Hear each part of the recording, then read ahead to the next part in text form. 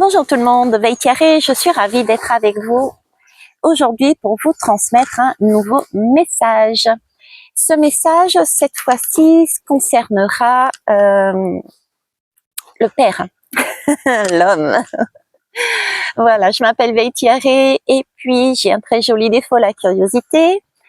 Je me sers de tous les supports pour percevoir et réceptionner les messages que je vous transmets toujours avec cœur et avec joie.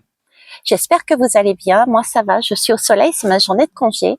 Je vais en profiter aussi pour voir mon papa. Mais là, je me suis fait une pause avant d'y aller. Ok. Je me ressource et en même temps, je transmets. Donc, je vous avais déjà parlé. Oui, je ne détiens pas la vérité. Prenez-en acte aussi. Je vous ai déjà parlé. J'ai déjà parlé dans la communauté par rapport aux 3 derniers posts, je crois que j'ai mis. C'était... Je me rappelle plus. C'était les 3 derniers, c'est tout. Prenez ça comme ça, allez voir, c'était les 3 derniers. Dans tous les cas, ce que je vous amène ici, en fait, c'était parler de l'homme, du père plus exactement. Actuellement, je réalise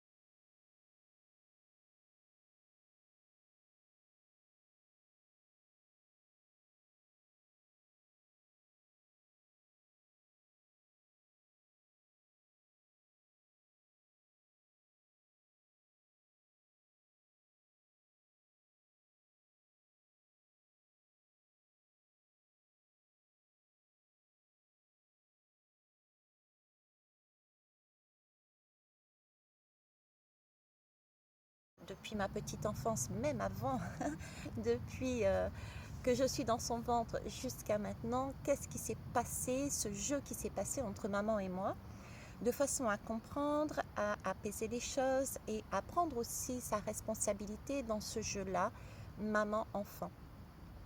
De façon à pouvoir là aussi couper quelque part un lien en prenant sa responsabilité et en disant ok, quel que soit ce qui s'est passé dans ma vie par rapport à ma mère, je suis maintenant en paix vis-à-vis d'elle, vis-à-vis de moi, de mes réactions, et je prends mes responsabilités. Maintenant, je vais être ma propre mère.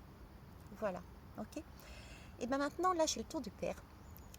Oui, j'ai le papa qui ressort, fallait bien qu'il sorte à un moment donné. Hein. D'où ce soleil, d'où ce positionnement, ce rayonnement à mettre en place. Donc on travaille tout le côté masculin et il y a pas mal de choses à faire, surtout que les femmes à l'époque n'avaient pas du tout le même statut, n'étaient pas considérées de la même manière que maintenant. Au fur et à mesure, on revient sur un équilibre, mais qui n'est pas encore top. Mais à l'époque, on brûlait même les femmes, pour vous dire. Hein, on n'a pas du tout la même éducation, les mêmes façons d'être et de penser d'avant. Donc là, il s'agit maintenant de se poser la question, mais quelle relation on a avec notre père et comment faire. Okay. Comme toujours, je vais vous donner mon exemple, je vais passer par mon exemple parce que j'ai l'opportunité, je peux même dire maintenant j'ai la chance, j'ai l'opportunité, j'ai la chance d'avoir 2 pères, un dont je n'ai pas connu mais j'ai pris connaissance par la suite et qui est décédé, et un qui est totalement présent, qui est en vie. Donc c'est pour ça que je vais me servir de mon exemple pour vous amener la chose. Parce qu'il y a des personnes qui vont vous dire oui, mais mon père il n'est plus là. Très bien, votre père n'est plus là, effectivement. Mais il y a différentes façons justement d'apaiser ces relations avec le père, un père qui n'est pas là ou un père que l'on ne connaît pas. moi, j'en ai bénéficié, j'ai eu la chance d'en bénéficier dans le cadre d'une formation que j'avais fait avec Guillaume Capin. On travaillait sur les énergies, les blessures, etc. Et lors du dernier week-end, il me semble, il y avait l'une des participantes, Véronique, qui nous a offert une mince, constellation d'étoiles. Merci. Une constellation d'étoiles. Et ce jour-là, j'avais demandé, ma question avait été, j'aimerais savoir pourquoi je n'arrive pas à me positionner dans ma vie, tout simplement.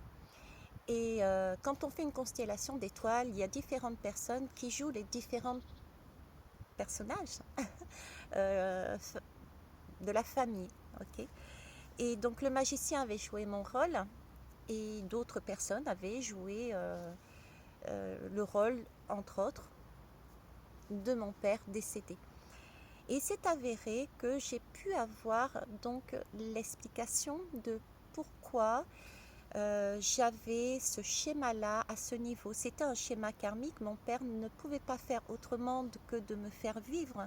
C'était convenu que je vive dans une famille, pour être plus clair, que je vive dans une famille où il y aurait à un moment donné tromperie de la maman et je serais issue d'un autre père. C'était quelque chose qui devait être comme ça.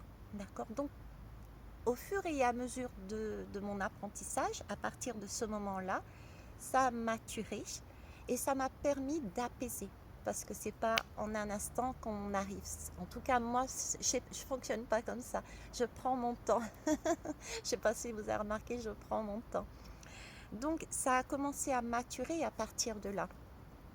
Donc, pour ceux et celles qui disent je ne connais pas, mon père, je ne l'ai jamais rencontré, etc., etc. Il y a toujours la possibilité d'aller au-delà de ça. C'est quelque part, c'est soit on n'a pas pris conscience qu'on avait d'autres aides à côté, comme par exemple les constellations étoilées, comme par exemple aller travailler sur les énergies, puisque le magicien, de par une séance entre guillemets privée d'hypnose régressive, avait vu effectivement que j'avais un père qui était décédé et c'était pas celui qui était là actuellement n'était pas mon père biologique. D'accord. Donc il y a aussi par l'hypnose régressive qu'on peut aller chercher différents messages qui puissent vous apaiser pour toutes les personnes qui ont soit un père décédé, soit qui n'ont pas connaissance qui est leur père. Okay. J'en ai marre de ces ok, mais j'y peux rien, ça vient automatiquement. Ok. Va y tirer complètement marche aujourd'hui. Bon, donc nous travaillons le schéma du père. Pour ceux, vous l'avez bien compris, qui comme moi ne connaissaient pas leur père, qui ne l'ont jamais vu et qui avaient besoin d'informations, de validation pour comprendre pourquoi pourquoi je suis passée par là, quoi. Pourquoi c'est pas un schéma traditionnel, papa, maman, tout va bien dans la famille et tout est beau et tout est joli. Non. Donc vous avez la possibilité d'aller demander de l'aide, d'aller de créer votre chance, de créer votre opportunité. C'est à vous d'avancer, c'est à vous de bouger. Ok. C'est pas aux autres, il faut pas attendre. C'est ce que je veux dire. Il faut pas attendre, il faut y aller. Ça, c'est une leçon que j'ai retenue aussi. C'est il faut pas attendre, allez-y. Les autres ne vont pas venir vous tirer vers la main. Les autres s'occupent d'eux-mêmes et c'est déjà pas mal. D'accord. Donc c'est à vous de vous occuper de vous-même. Donc vous êtes dans une incertitude, vous ne savez pas, et bien écoutez, levez-vous et allez vous renseigner. Demandez. Ok. Et puis après, mon deuxième père qui est là, donc qui n'est pas biologique, c'est un père de cœur. Il y a aussi eu des schémas qui, quand j'étais jeune, m'ont blessée. Donc là, c'est une question aussi, j'ai cette opportunité en partie, puisqu'il a la maladie d'Alzheimer, mais quand il en est conscient, j'ai quand même de temps en temps des explications. Quand je réfléchis à ma vie passée avec lui, j'ai aussi des souvenirs qui remontent à la surface. Prenez en compte vos souvenirs qui remontent à la surface pour que vous avez oublié, qui reviennent et qui disent « Ah ouais, mais il avait dit ça, il avait fait ça ». Et tout ça, et pour ceux qui sont sains d'esprit, on va dire, vous avez aussi la possibilité d'aller vers eux et de discuter avec eux. En clair, apaiser tout ce côté papa et pardonnez à votre père, pardonnez-vous également. Prenez pareil que le schéma de la mère, prenez pareil vos responsabilités, c'était inscrit dans votre livre de vie. Il fallait que vous passiez par là pour avancer sur votre propre chemin. Et devenez également maintenant votre père, hein, tout simplement. À vous de vous materner comme une mère l'aurait fait et à vous de vous paterner comme un père l'aurait fait. C'est très très important. Alors je vais vous donner quand même un exemple pour qu'est-ce qui moi particulièrement m'a apaisée, ok, dans ma vie par rapport à mon père de cœur, qui était très froid, très space. Et à un moment donné, j'ai eu des difficultés avec mon frère. Et il n'a pas eu pour moi la bonne réaction. Je ne me suis pas sentie du tout protégée. Et je lui en ai voulu énormément. Je n'ai pas compris sur le coup pourquoi il avait fait ça. Pourquoi il avait plutôt protégé ma mère que moi. Et ça m'a marqué. Voilà, j'ai pas d'autres mots, ça m'a marqué. Okay. Et beaucoup plus tard, des souvenirs sont remontés et c'est vrai que combien de fois il m'a mis en valeur, mais je pense qu'il m'avait surestimé, à savoir, hein, en tout cas c'est le sentiment que j'avais à cette époque-là, il m'avait surestimé, il pensait que j'étais capable de prendre sur moi l'acte que j'avais subi, pour ne pas mettre ma mère encore plus mal qu'elle n'était, puisqu'elle était sur sa fin de vie quand ça s'est produit. Et qu'elle parte sur apaisé en fait. Okay. Et puis il y a plein de petits détails qui sont remontés. Quand j'ai eu aussi pareil une difficulté, à un moment donné, j'étais censée remonter dans son appartement puisque j'étais sur Tournon-les-Bains avec lui pour redescendre ses affaires. Et quand je suis arrivée, je me suis aperçue que tout avait été volé par une personne de la famille. Donc j'étais bien en mesure, obligée de lui dire, écoute papa, les casquettes que tu affectionnes particulièrement, je ne pourrais pas te les ramener. Voilà ce qui s'est passé. Okay. Et là, à ce moment-là, par exemple, il m'a dit, Thierry, ça n'a pas d'importance. L'essentiel, c'est toi et moi. Donc, vous voyez, encore, ne serait-ce que par ces mots, c'est vraiment la preuve qu'il tenait à moi. Donc, il y a toujours possibilité qu'il y ait ce genre de souvenirs en vous qui remontent et qui vous donnent la possibilité de voir autrement la relation que vous aviez avec votre père. Ensuite, vous pouvez demander directement, quand vous le pouvez. Alors, l'objectif de tout ça, on travaille maman, on travaille papa, c'est bien ça. Mais pour faire quoi, en fait ? Pour aller vers un amour véritable. Un amour véritable de soi-même déjà, hein, puisque vu qu'on arrive à se materner nous-mêmes, se paterner nous-mêmes, qu'on a pris nos responsabilités, on a grandi, c'est un peu l'idée, on crée son propre foyer. Donc, si on crée son propre foyer, on sait se materner côté maman, se paterner côté papa, j'ai envie de dire, on n'a plus besoin de rien. Je plaisante, on a besoin des autres, mais on n'a plus besoin de soi. On est capable de faire son propre gâteau. On a tous les ingrédients en soi maintenant pour faire son propre gâteau. On a le moule, notre corps, notre âme, notre réservoir de toutes ces bonnes choses. Et là, on peut faire son gâteau. On est complet, complète. Ok. Et en fait, tout ce qui viendra de l'extérieur ne sera qu'un bonus, ne sera que la cerise sur le gâteau. Ne sera que la cerise sur le gâteau. Parce que pour l'instant, quand on regarde bien, il y a encore, et je m'inclus aussi dedans, hein, on est encore parfois sur des schémas à espérer de l'autre. Mais on ne peut pas espérer quelque chose de l'autre On ne peut pas demander aux autres de vous donner ce que vous n'avez pas. Il faut qu'on se le procure soi-même en fait.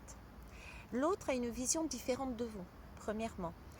L'autre ne sait pas ce que vous voulez, deuxièmement. L'autre ne sait, a déjà lui aussi cette même façon d'agir. Il faut qu'il puisse le faire aussi, l'autre. Donc il a autre chose à faire que de vous materner ou vous paterner. D'accord?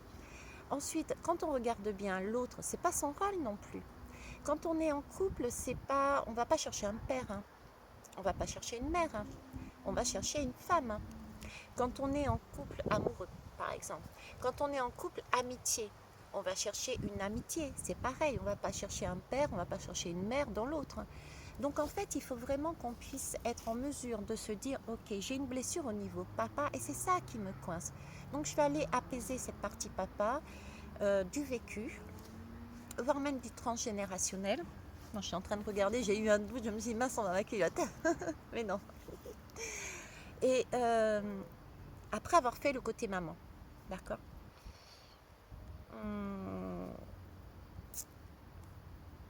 Je pense avoir tout dit, j'espère avoir été assez claire. Vous voyez, je doute encore parfois, c'est normal, c'est ok. Je travaille moi aussi là-dessus. J'espère que le fait de penser comme ça, de voir les choses comme ça, vont vous permettre d'avancer beaucoup plus sereinement, de vous lever, d'agir. Imaginez-vous, l'image qu'ils sont en train de me mettre, c'est vous êtes jeune parent. Vous êtes un jeune père ou une jeune mère. Ouais, c'est ça. Un jeune père ou une jeune mère. Donc, on a un enfant qui est en route. On a des peurs, on a des craintes. On a toujours peur. C'est la première fois qu'on a un enfant. On ne sait pas comment ça va se passer. Est-ce que je vais pouvoir bien l'éduquer? Est-ce que je vais pouvoir m'en occuper? Est-ce que je vais être en mesure de me lever, moi, grosse dormeuse, de l'entendre pleurer la nuit, de lui donner le sein? Est-ce que ne serait-ce que je vais être en mesure de lui donner le sein? Il y a des personnes qui ne sont pas en mesure et c'est ok. Vous voyez toutes ces questions, ces craintes qu'ont les parents. Et bien là, si on s'apaise avec le vécu qu'on a eu avec eux, et si on décide d'être quelque part ses propres parents, se materner, parce qu'on sait maintenant un peu plus, on connaît un peu plus notre parcours depuis enfant jusqu'à maintenant, on sait ce dont on a besoin, donc on est en mesure d'amener ce qui nous manque au niveau maternité, j'allais dire, quelque part, pourquoi pas, oui. Et la même chose, si on est en mesure d'amener ce côté paternel en nous, on sera vraiment en adéquation. On a vu qu'on avait telle blessure, on sait ce qu'il nous faut, donc on va se paterner. On a vu ça, donc on va se materner. Et du coup, on va être dans un sentiment de béatitude, de bien-être, de complétude, ce qui va nous permettre de, entre guillemets, de rien attendre de l'extérieur. Et ce qui viendra de l'extérieur ne sera qu'une cerise sur le gâteau, puisque on n'aura rien demandé, tout simplement. On ne sera plus dans cette dépendance de tu vas m'amener le côté rassurant, tu vas m'amener le côté aimant, etc., etc. Voilà. Sur ce, je vous laisse pour de bon. Je vous embrasse, je vous kiss. Je n'ai même pas tiré de lame, tiens. Je vous embrasse, je vous kiss, je vous love avec une lame. C'est quoi ça? Je crois qu'il y a les posts dans la communauté aussi.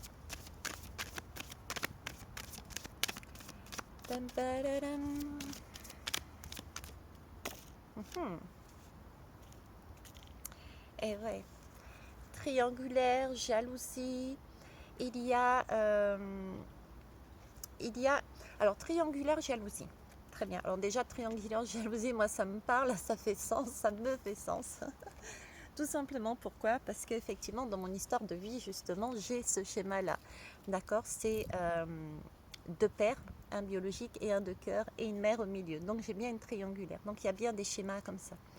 Ensuite il y a triangulaire, c'est pas forcément des personnes. Ça peut être c'est mental, c'est l'ego, c'est je trouve pas le mot. C'est une façon de penser. Vous voyez, mince. Triangulaire, c'est triangulaire, je ne trouve pas le mot. C'est parce que j'ai pas l'habitude de fonctionner avec ce mot-là. Je l'ai pas dans la tête. Triangulaire, c'est mental. C'est une façon de penser. Alors, je vais vous donner un exemple. Donnez-moi un exemple, s'il vous plaît. J'ai pas ce schéma en moi, donc un exemple. Eh ben ouais, jalousie. Oui, jalousie. Jalousie, ben voilà. Vous êtes dans une famille, mais complètement dysfonctionnelle, comme la mienne à un moment donné l'a été, en fonction de justement de cette particularité d'être en triangulaire entre deux pères et une mère. Ok. Donc, je pourrais très bien me retrouver là dans une forme de jalousie en disant ouais, mon voisin ou bien mon ami, elle n'a pas ces difficultés, etc. Vous voyez, on peut jalouser les autres d'eux. Et là, ce qu'on est en train de me dire, c'est que même ceux qui n'ont pas ce type de schéma comme j'ai moi, vous avez à un moment donné peut-être ressenti comme une gêne. Il y a quelque chose qui vous a peut-être bloqué. Si tout va bien, n'allez pas chercher. Vous êtes très bien avec votre père, vous n'avez pas de blessure, laissez tomber. Vous êtes très bien avec votre mère, vous n'avez pas de blessure, laissez tomber. N'allez pas fouiller quelque chose que vous n'avez pas. D'accord? C'est simplement si ça vous fait sens en vous, je vous rappelle. En tout cas, une chose est sûre, il y a une possibilité d'amener quelque chose de naissant. Il y a une ouverture. Je vous dis ça pourquoi? Parce que il y a une porte vraiment qui s'ouvre pour quelque chose de nouveau. C'est cet enfant intérieur qui va renaître. Je vous le remonte. Cet enfant intérieur qui va renaître, d'accord, qui va créer son propre foyer, son propre chemin. Comment? En mettant justement tout ce qui est de l'ordre de triangulaire, de jalousie, de oui mais l'autre famille est mieux que moi, etc. Et d'avancer. Ok, on arrête, on stoppe, on fait la paix avec papa, avec maman, on se materne, on se paterne, on se nourrit et on avance.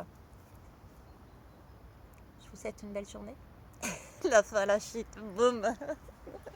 Bisous, bye bye.